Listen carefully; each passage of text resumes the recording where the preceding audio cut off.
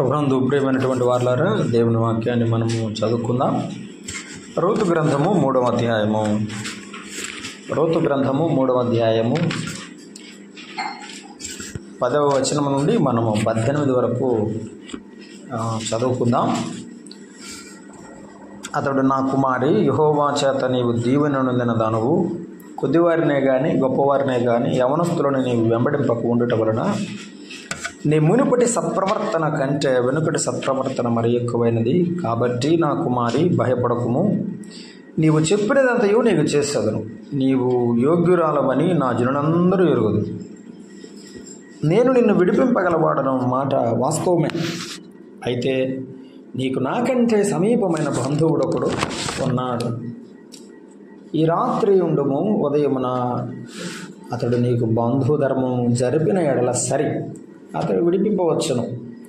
నీకు బంధువుని ధర్మం జరుపుటకు అతనికి ఇష్టం లేకపోయిన ఎడల యెహోవా జీవముతోడు నేనే నీకు బంధువుని ధర్మము జరిపెదను, ఉదయం వరకు పండుకొనుమని చెప్పాను. కాబట్టి ఆమె ఉదయం వరకు అతని కాళ్ళ యొద్ద పండుకొని ఒకరినొకడు గుర్తించుపాటి వెలుగు రాకముందే లేచాను. అప్పుడు అతడు ఆ స్త్రీ కళ్ళమునకు వచ్చిన సంగతి తెలియజేయకుడని చెప్పాను. మరియు అతడు, నీవు వేసుకొనిన దుప్పటి తెచ్చి పట్టుకుని పొమ్మని చెప్పగా ఆమె దాన్ని పట్టెను. అతడు 6 కొలల యవలును కొలిచి ఆమె భుజం మీద ఉంచగా ఆమె పురములోనికి వెళ్ళెను. ఆమె తన అత్త ఇంటికి వచ్చినప్పుడు అత్త, నా కుమారి, నీ పని ఎట్లు జరిగినని అడుగుగా ఆమె ఆ మనుషుడు తనకు చేసినదంతయు తెలియజేసి, నీ ఒట్టి చేతులతో నీ అత్త ఇంటికి పోవద్దని చెప్పి అతడు ఈ 6 కొలల యవలను నాకు ఇచ్చాను. అప్పుడు ఆమె, నా కుమారి, ఈ సంగతి నేటి దినమున నెరవేర్చితేనే కానీ ఈ మనుషుడు ఊరకుండడు గనుక అది ఎలాగు జరుగునో నీకు తెలియ వరకు ఊరకుండుమనెను. ప్రార్థన చేద్దాం.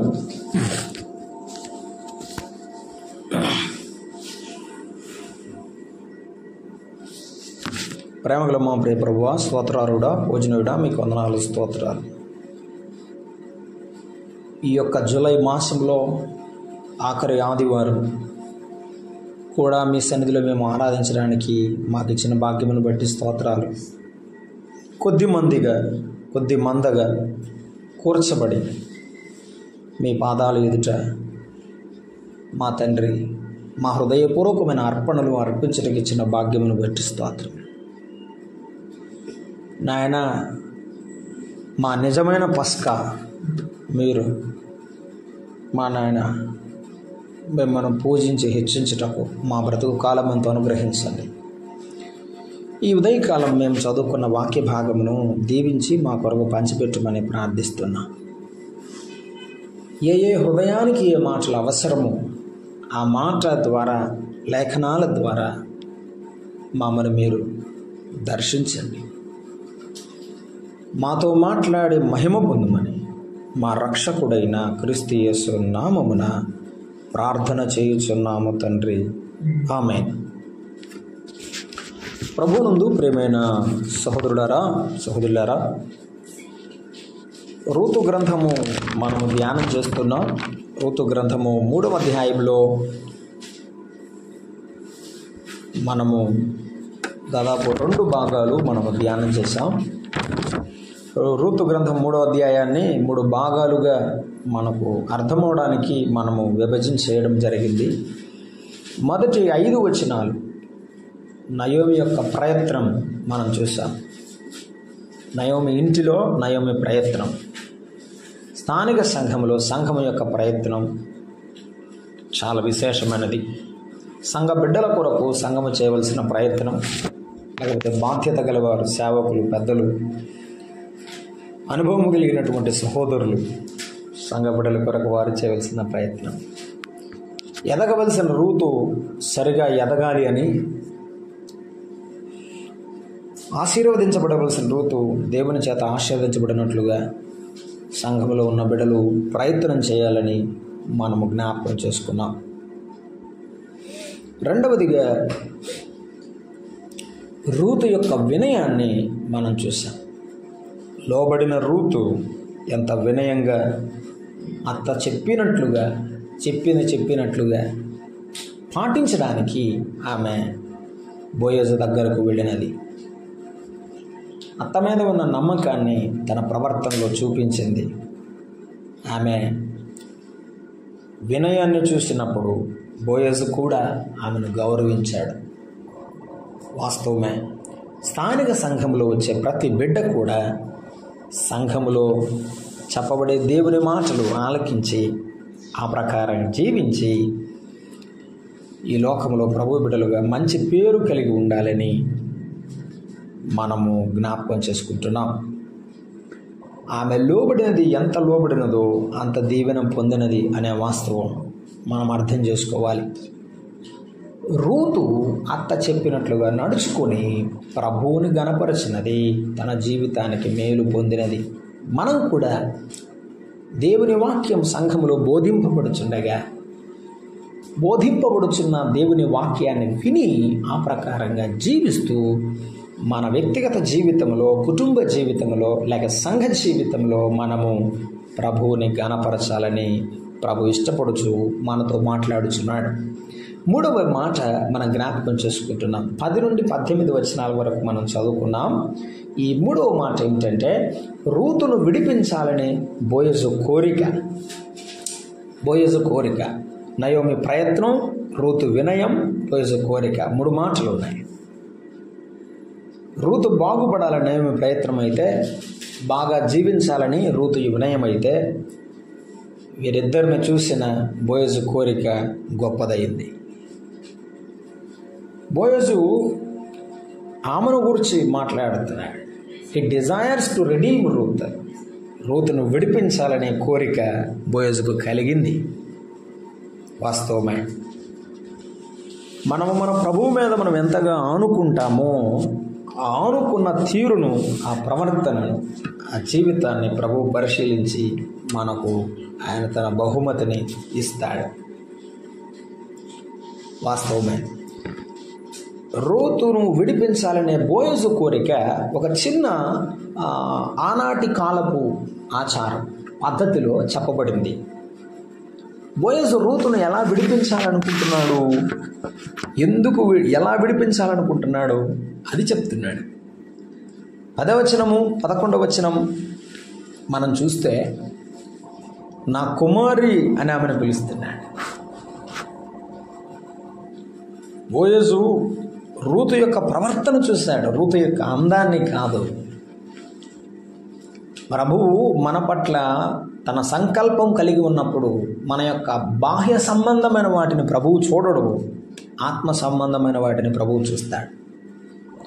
మన శరీరంలో ఎంత అందంగా ఉన్నాం, ఎంత స్థితిగతులు కలిగి ఉన్నాం, అది ఆయన లక్ష్య పెట్టువాడు కాదు.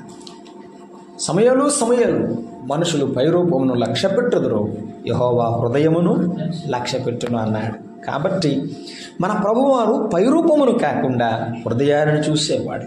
కనుక బోయజు కూడా ఆమె మనసును చూశాడు. అందుకని నా కుమారి, మై డాటర్, నా కుమారి, యెహోవా చేత నీవు దీవెన నొందిన దానవు. అది గమనించాడు, అది చూశాడు. ఆమె వినయమును చూసి, ఆమె జీవితమును పరిశీలించిన తర్వాత, అర్థం చేసుకున్న తర్వాత, నీవు దేవుని చేత దీవెన నొందిన దానవు.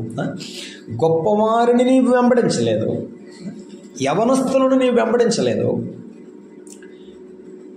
నీవు దేవుని వెంబడించావు. దేవుని యొక్క సంకల్పం, దేవుని యొక్క కోరిక మన జీవితంలో నెరవేర్చబడాలి అంటే, బోయజు యొక్క సంకల్పం, బోయజు యొక్క కోరిక రూతు జీవితంలో నెరవేర్చబడాలి అంటే, రూతు జీవితం చాలా దగ్గరగా ఉన్నది. మన యొక్క జీవితంలో దేవుని సంకల్పం నెరవేర్చబడాలంటే మన జీవితం దేవుని యొక్క ఆలోచనకు, దేవుని యొక్క వాక్యానికి దగ్గరగా ఉండాలి. ఇదిగో ఆమెను అంటున్నాడు, నీవు దేవుని చేత దీవెన నొందినవాడవు, నీవు అనేకులను వెంబడించకుండా, గొప్పవారి వెంట వెళ్లకుండా, యవనులని యవన బిడ్డల వెంట వెళ్లకుండా నీవు సత్ప్రవర్తన కలిగి జీవించావు.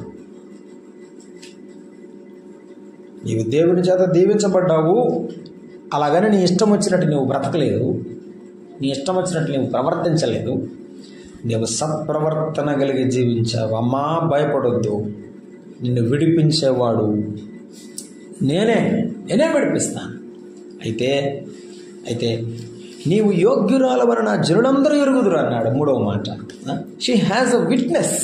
ఆమెకు సాక్ష్యం ఉంది ప్రజల మధ్యలో. 1, నీవు దేవుని చేత దీవెన నొందిన దానవు అన్నాడు. చూసారా, there is a witness from God side. దేవుని యొద్ద నుండి సాక్ష్యం ఉంది. 2వది, నీవు సరిగా జీవిస్తున్నావు, నీవు సరిగా ప్రవర్తిస్తున్నావని అది జీవిత సాక్ష్యం ఉన్నది. ఆమె జీవితమే ఒక సాక్ష్యం, దేవుని దీవెనే ఒక సాక్ష్యం, ఆమె జీవితమే ఒక సాక్ష్యం. 3, నీవు యోగ్యురాలని నా జనులందరూ ఎరుగుదురు అన్నాడు. ఇది ప్రజల యొక్క సాక్ష్యం. మన జీవితంలో ప్రభువు తన కార్యాన్ని ప్రారంభించడానికి ముందుగా ఆయన మన జీవితమును చూసేవాడు. ఆయన మన చుట్టుపక్కల, లేకపోతే మన జీవితంలో ప్రభావితమైన వ్యక్తులు ఉంటారు, వారి మధ్య సాక్ష్యం. ఇవన్నీ చూస్తున్నప్పుడు నేను విడిపిస్తాను అన్నాడు. ఈ ఉదయకాలం దేవుని మాటలు వింటున్న స్థానిక సంఘములో దేవుని బిడలంగా ఉన్న మనము ఏ రీతిగా ఉన్నామో దేవునికి దగ్గరగా ఆలోచించాలి.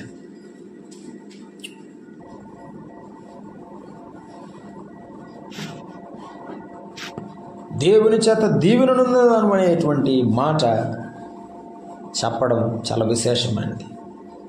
కనుక మన జీవితాన్ని కాపాడుకుందాం, మన సాక్ష్యాన్ని కాపాడుకుందాం.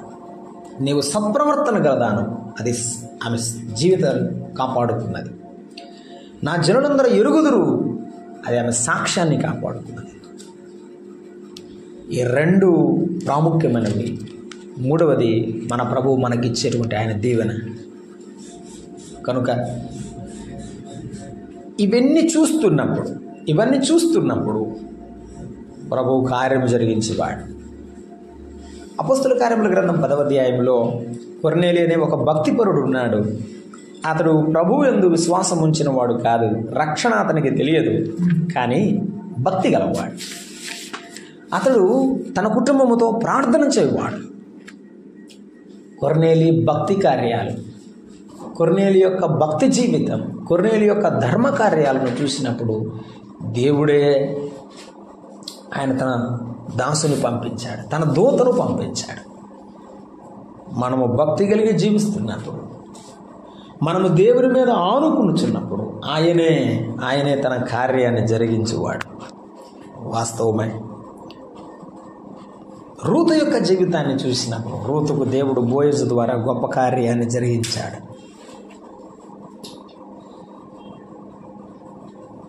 అందుకే భక్తుడిలాగా ఉంటాడు, తన యందు ఆసక్తి గల వారిని ఆయన ఆకర్షించుకుంటాడు.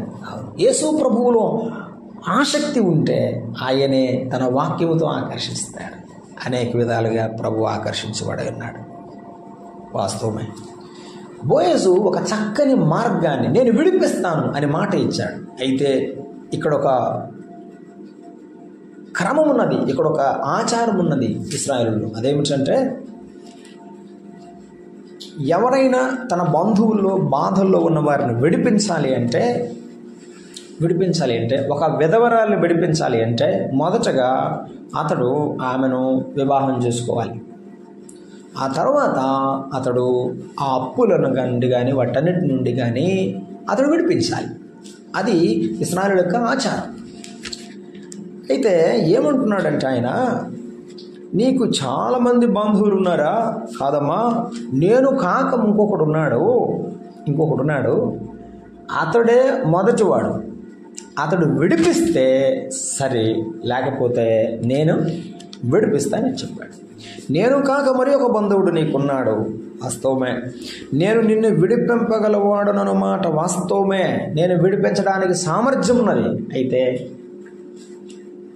నీ సమీప బంధువుడు నీకు ఒకడు ఉన్నాడు, అతడు విడిపిస్తే సరే, అతడు తన బంధువు ధర్మమును జరిపించిన యెడల సరే, అలాగూ కాకపోతే నేను యెహోవా జీవముతోడు నీకు బంధు ధర్మమును జరిపిస్తాను. Wonderful promise. బోయజు ఆ ప్రమాణం చేసి ఆమెను పంపించాడు. ఇవే కాలం దేవుని మాటలు వింటున్న మనము ఈ లోకంలో మనము జీవిస్తుండగా ఈ లోకంలో ఉన్న ప్రజలు ఎవరు కూడా మనకు ప్రమాణం చేసిన వారు లేరు. ప్రమాణం చేసి మాట తప్పిన వారు ఉండవచ్చు. ఒకవేళ ప్రమాణం చేసేది చాలా అరుదుగా ఉంటారు, కానీ అది నిలబెట్టుకునే వాళ్ళు చాలా తక్కువ ఉంటారు. నేను నిన్ను విడిపిస్తాను అని చెప్పి ప్రమాణం చేసి ఆమెను పంపించాడు. పంపించే ముందు ఒక మాట నేను మీకు గుర్తు చేయాలని ఇష్టపడుతున్నాను. నేను నిన్ను విడిపింపగలవాడ మాట వాస్తవమే, అయితే నీకు నాకంటే సమీపమైన బంధువుడు ఉన్నాడన్నాడు. ఈ సర్వలోకములో ఉన్న మనం అందరము కూడా రూతు అనేక బాధల చేత, అనేకమైనటువంటి ఇబ్బందుల చేత, అప్పుల చేత అలాగున విడిపింపబడలేక అలాగే నిలబడిపోయింది. ఆమెను విడిపించడానికి బోయజు ఉన్నాడు. మనము ఈ లోకములో పాపము చేత, లోకములో ఉన్న సాతాను చేత, లోకములో ఉన్న వాటన్నిటి చేత మనము బంధింపబడ్డాము. మనను విడిపించడానికి మన ప్రభు ఈ లోకంలోనికి వచ్చాడు. ఆమెకు ఒక సమీప బంధువుడు ఉన్నాడు అన్నాడు కదా. ఒకప్పుడు మనకు కూడా ఒక సమీప బంధువుడు ఉన్నాడు.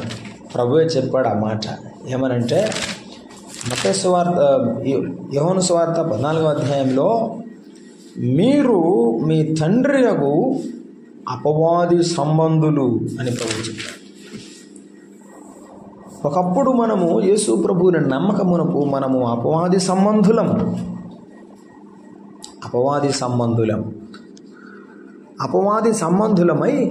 అపవాది చెప్పినట్టు బ్రతుకుతూ ఉన్నవారు. వాడు అబద్ధికుడు, అబద్ధమునకు జనకుడు అన్నాడు. కాబట్టి అపవాది సంబంధులముగా మనము జీవిస్తున్నాము. కానీ ప్రభువారు మనలను ఈ రీతిగా విడిపించడానికి ఇష్టపడినాడు. అపవాది నుండి మనల్ని విడిపించడానికి ఇష్టపడ్డాడు. మనము అపవాది సంబంధులమే. చదువుతారా? యోహాను సువార్త 8వ అధ్యాయము 44వ వచనం. 8వ అధ్యాయము యోహాను సువార్త 8వ అధ్యాయము 44వ వచనాన్ని నేను చదువుతున్నాను, చూడండి.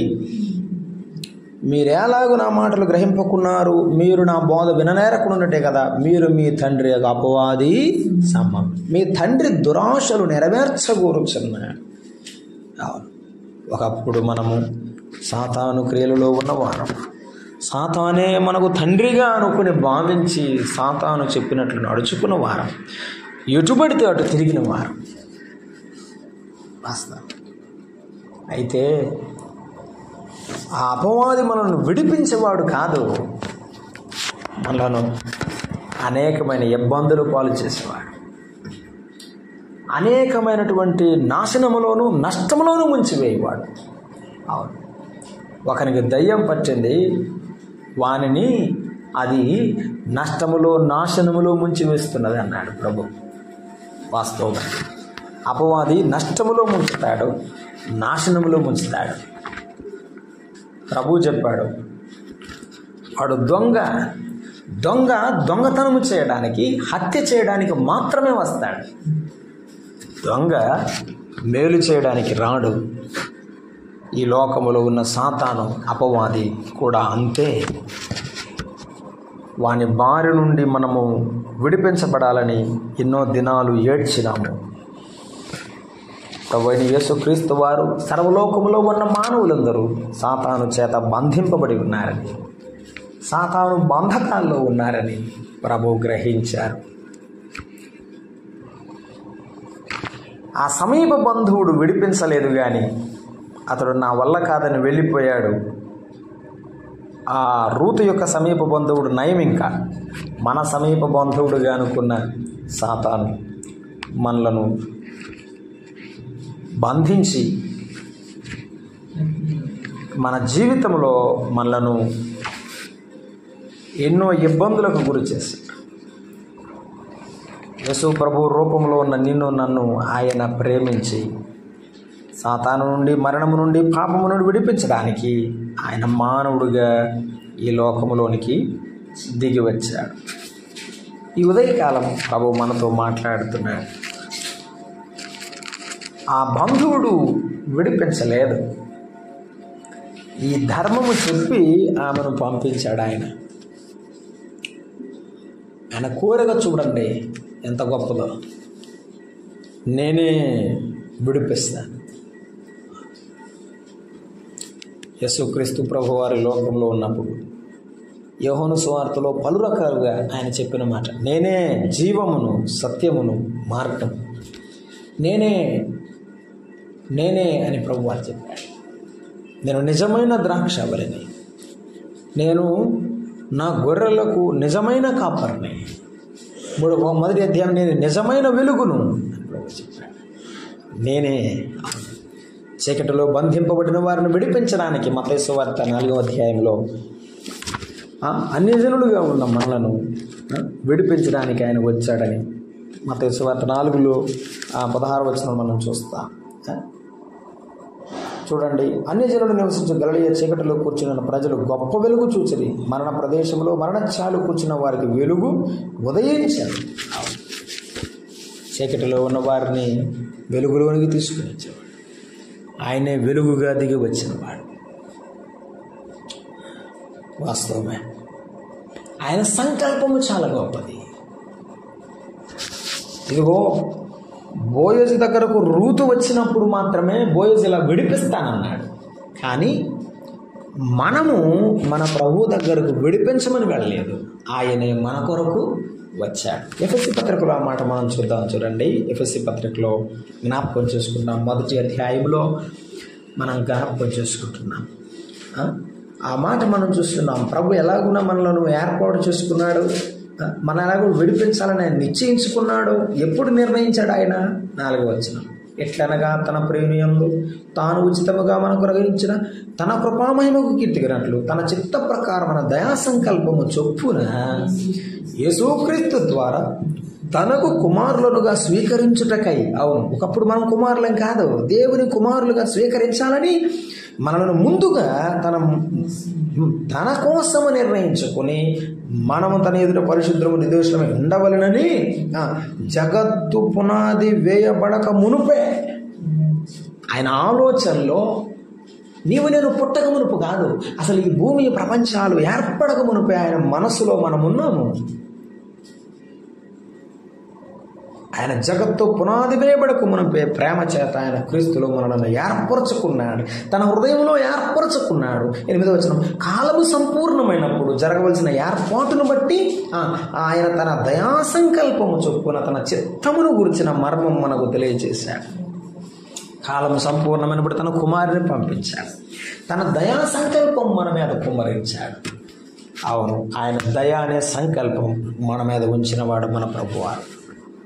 బోయజు రూతు మీద తన ప్రేమను చూపించాడు. అది మానవ సంబంధమైన ప్రేమ. కానీ ఈ లోకంలో యేసుక్రీస్తు ప్రభువారు మన మీద చూపిన ప్రేమ ఎవరు వర్ణించలేని ప్రేమ. బోయజు ఏమి విడిచిపెట్టలేదు, బోయజు ఏమి నష్టపోలేదు. కానీ మన ప్రభు మనను విడిపించడానికి పరలోకమును విడిచి మానవుడుగా ఈ లోకములోనికి వచ్చాడు. ఆ మహిమను విడిచి మానవుడయ్యాడు, మన వలె రక్తమాంసములలో పాలివాడయ్యాడు. ఆయన ప్రేమను చూచితివా ప్రియమైన సోదరుడా, అమ్మ, ఆయన ప్రేమను చూచితివా? మన కొరకు ఆయన తనను తాను బలిగాను అర్పణముగాను చేసుకోవడానికి ఈ లోకంలోనికి వచ్చాడు. యేసుక్రీస్తు ప్రభువారిని గురించి మనం చదువుతున్నాం. 2వ కొరింథీ పత్రికలో పౌలు భక్తుడు ఇలాగున ఆయన రాస్తూ మాట్లాడుతున్నాడు. 2వ కొరింథీ పత్రికలో ఆ మాట మనము జ్ఞాపకం చేసుకుంటాము. ఏమంటాడంటే 8వ అధ్యాయం 9వ వచనం, మీరు మన ప్రభువైన యేసుక్రీస్తు కృపను ఎరుగుదురు కదా, ఆయన ధనవంతుడు, మీరు తన దారిద్ర్యములను ధనవంతుడు కావాలని మీ నిమిత్తము దరిద్రుడాయను. మన నిమిత్తము దరిద్రుడైన ప్రభువారు ఆయన తన సంకల్పాన్ని నెరవేర్చడానికి మనలను తన బిడ్డలుగా కుమారులుగా స్వీకరించడానికి ఆయన దరిద్రుడయ్యాడు. బోయజు రూతును స్వీకరించడానికి ఆనాడు ఆచారాన్ని అనుసరించాడు, కానీ నిన్ను నన్ను స్వీకరించడానికి, కుమారులుగా కుమార్తెలుగా స్వీకరించడానికి ప్రభువారు ఈ లోకములోకి మానవుడిగా, రిక్తుడుగా, దాసుడుగా ఫిలిప్పీ పత్రిక 2వ అధ్యాయంలో చెప్పినట్టు ఆయన ఆకారమందు మనుషుడుగా కనబడ్డాడు.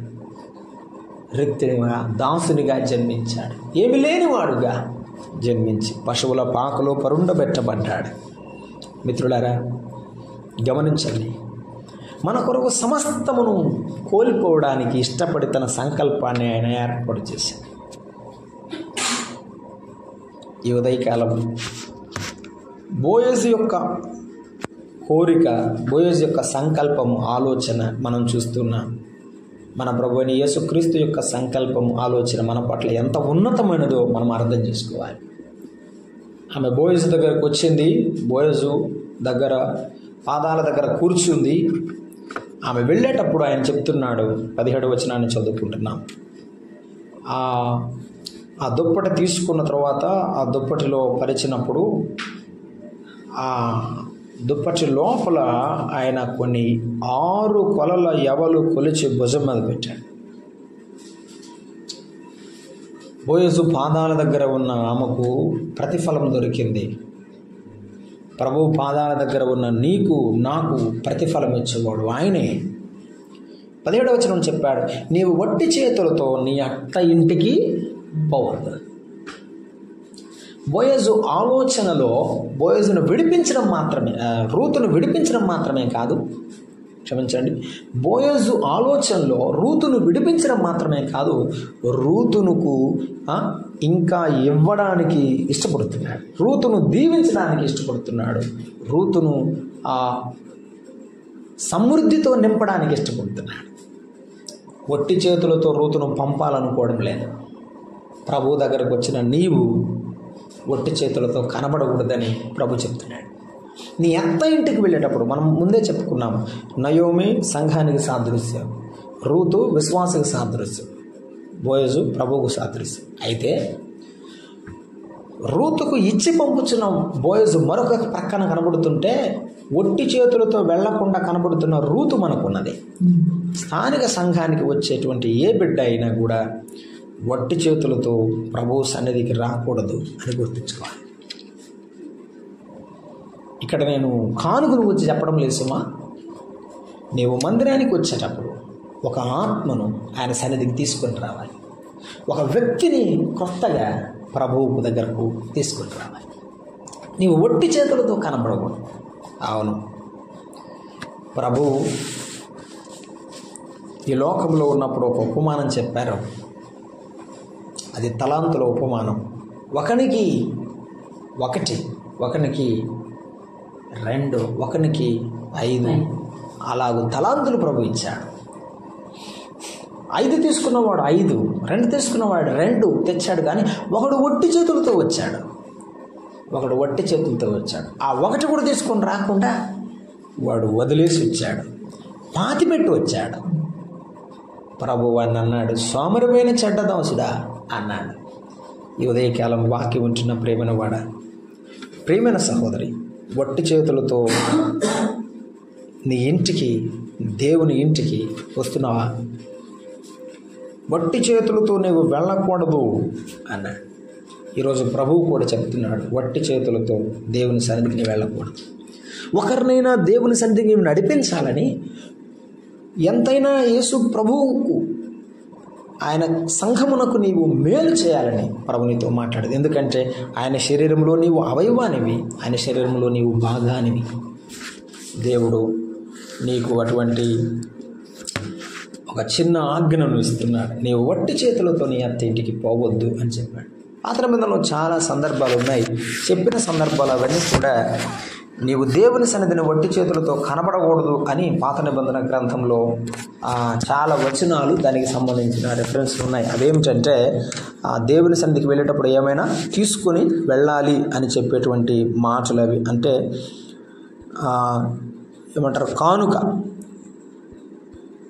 కానుకను గుర్చినటువంటి చెప్పేటువంటి సందర్భాల్లో వట్టి చేతులు అని ఆ సందర్భము దేవుని గ్రంథంలో రాయబడి ఉన్నది.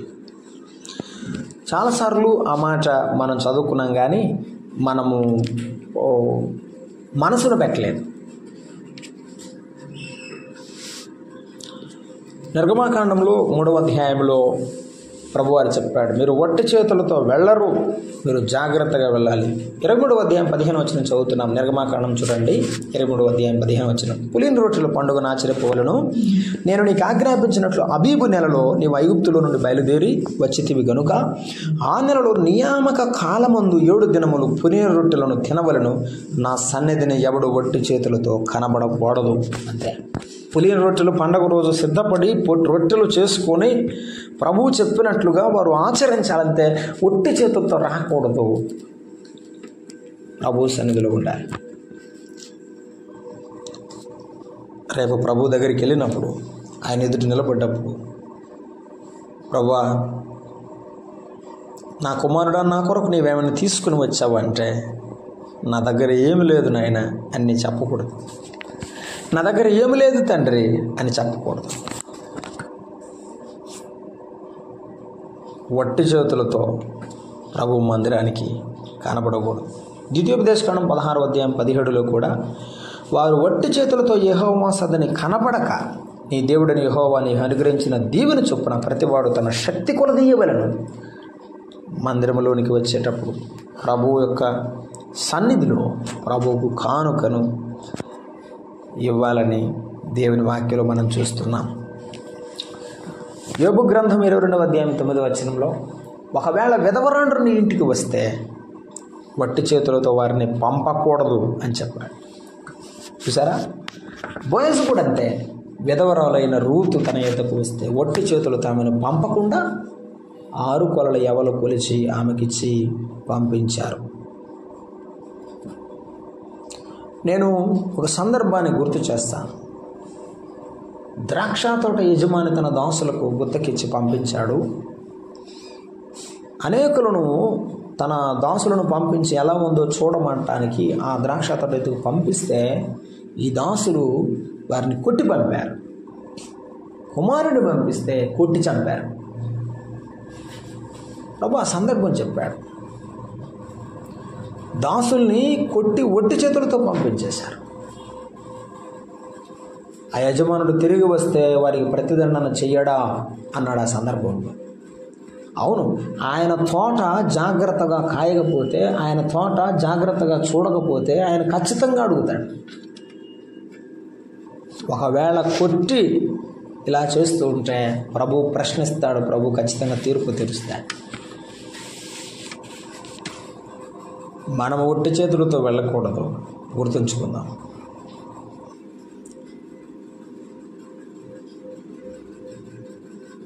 మనం జ్ఞాపకం చేసుకుంటున్నాం,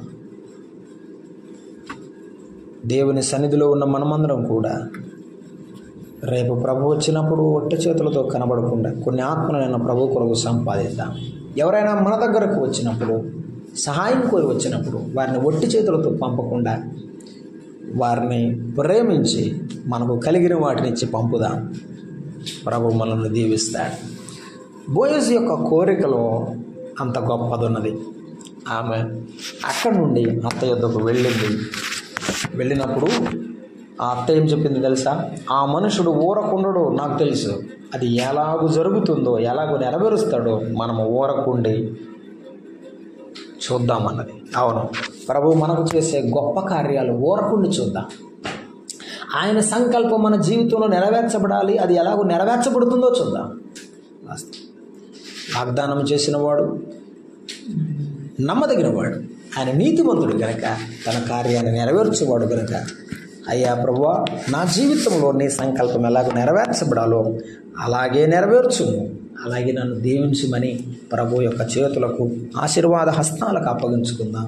ప్రభు మనలను మన కుటుంబాన్ని దీవించునుగాక. ప్రార్థన చేద్దాం. అట్లా వచ్చాను.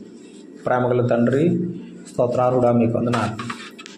బోయజు రూతుల ద్వారా మా జీవితాలను పరిశీలిస్తే మీరు మాకు ఇస్తున్నటువంటి మీ యొక్క ఆశీర్వాదము బట్టి మీకు స్తోత్రములు.